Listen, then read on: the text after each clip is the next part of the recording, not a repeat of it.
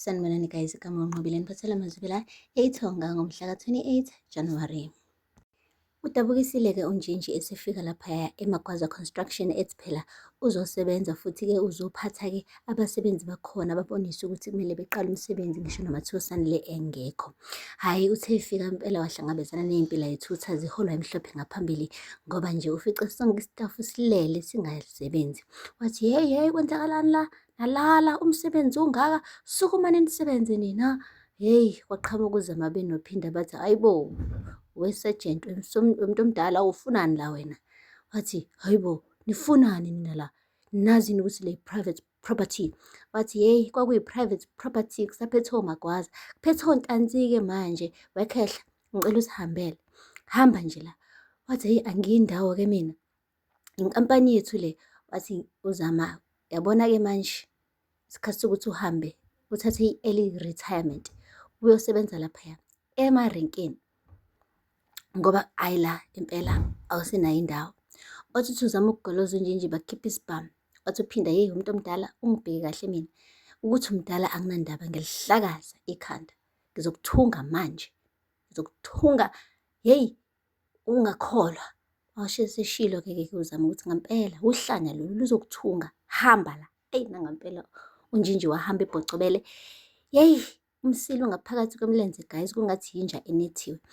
Uthe efika nje laphaya koMagwaza wabaxoxela-ke beno-Ayanda unkosikazi wakho ukuthi sengathi kuzomele beqale bethi ukunyakanyakaza behambe kuleliya khaya ngoba kungekudala nje ey'nyangeni ezimbalwa bazobe besengenisinayo indawo yokuhlala.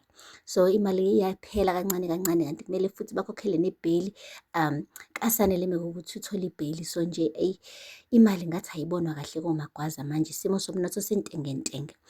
Ushilo-ke u-Ayanda ukuthi yena akayindawo, ikhaya lakhe lelaya, kodwa kwasho kona ukuthi udazi inkani engekho ngoba phela mekuwukuthi abanayo imali yokukhokhela umuzi, hayi ayikho into abangayenza.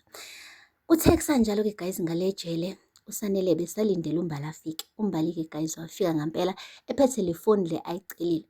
Yeyi, umane nje wathi uMbali qala walibona i-security libabuka, kanti sebevele baplanile nomunye umuntu olethelwe izivakashi naye. Bamane babambana ngezandla nalesi sivakashi lesi, ngesikhathi i-security lisakhuza laba abawu-2 abathandanayo bebambana ngezandla libagxosha endlini. Kwaba yithuba lokuthi uMbali-ke anikeze uSanele ifoni, eqhaqhazela kodwa ngoba ubazi naye ukuthi uma engasabanjwe uzovalelwa naye kanye noSanele ejele. Guys, ubongile-ke uSanele wangcongcoza, washo kodwa ukuthi kuzomele aqhamuke neplani engcono-ke manje engafani nekaNtanzi ukuze phela amqumbe phansi. Ubize-ke uNjinji benoNokwanda, washo ukuthi yeyi kuzomele-ke ningisize ngiqumbe phansi uNtanzi ngoba nina ningaphandle. Wathi kanjani? Wathi kumele nithole umuntu osesondelene kakhulu noNtanzi, lowo muntu nizomsebenzisa ukuthi nimqumbe phansi. Wathi ubani lo osondelene noNtanzi ongamkhaphela ngoba siyazi sonke ukuthi wonke umuntu uyamsaba uNtanzi? Wathi cha, kuzomele nithole uMamFeti, uyamthemba uMamFeti. Mengase nje nitshale imbewu nje encane ezomenza ukuthi angamthembi uNtanzi, uzonisebenzisa nani, nisebenzisane ukuthi nimqumbe phansi uNtanzi. Wathi wena Nokwanda kuzomele kube wena oyenzayo lento le. Tshala nje imbewu encane kuMamFeti ezokwenza ukuthi angamthembi uNtanzi, uzobe siyavuma ukuthi enze noma yini simqede nya uNtanzi.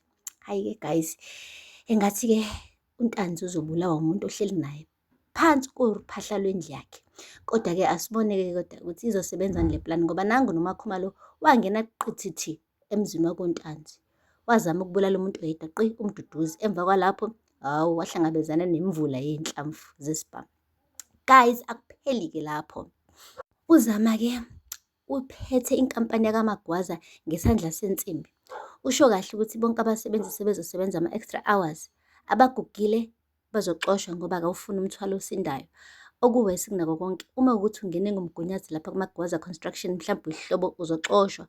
Okusho kona-ke ukuthi sengathi ulethe okuhle dladla, hhayi kukhona okumsina kumjeqeza guys, njengoba nje owakaDladla kanti-ke udadewabo uMbali Dladla oyisitho esikhulu sikaZama. Hhayi, engathi nje impela umsebenzi wakhe hhayi uzowuswela kungekudala. Okwamanje-ke kodwa abakamgxoshi, basafuna nje ukuloke bemchukuluza nje bedlala ngaye, bey'delise ngaye before bemgxosha. Baze bambuza ey'thulele nje ukuthi uyakhuluma yini nomntakadladla, ungafeli ngaphakathi njengeflaska, ungafeli nje ngaphakathi